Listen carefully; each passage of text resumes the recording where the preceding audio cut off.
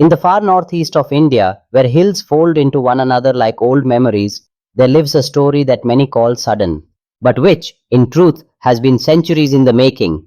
This is the story of the Kuki people.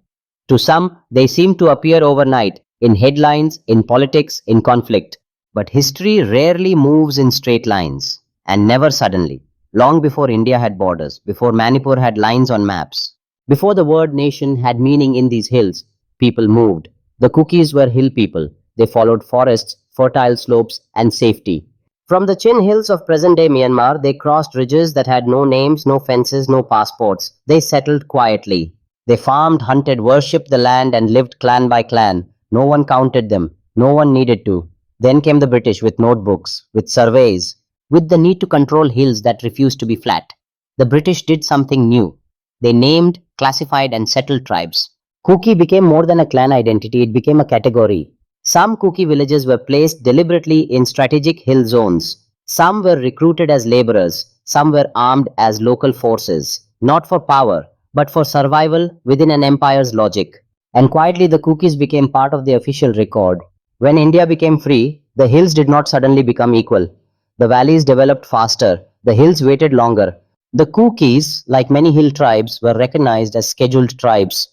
This brought schools, jobs, and political voice slowly, but it also brought competition over land, over resources, over recognition.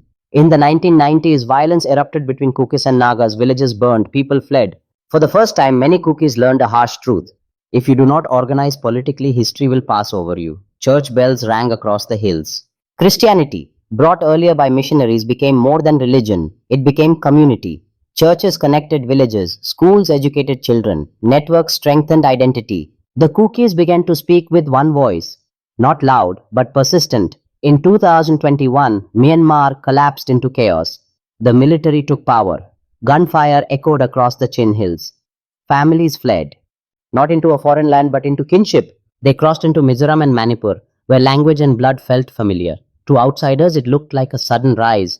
To the Kukis, it was family seeking refuge. But numbers change perception, and perception changes politics. Then came 2023. Manipur burned. The conflict between Meitei and Kuki communities exploded into violence. Homes were destroyed, lives were lost, trust shattered. For the first time, the entire nation watched. News anchors asked, "Who are the Kukis? Where did they come from? Why now?" But history whispered an answer. They were always here, you just weren't looking. The rise of the Kukis is not a story of invasion, nor of disappearance. It is a story of movement, adaptation,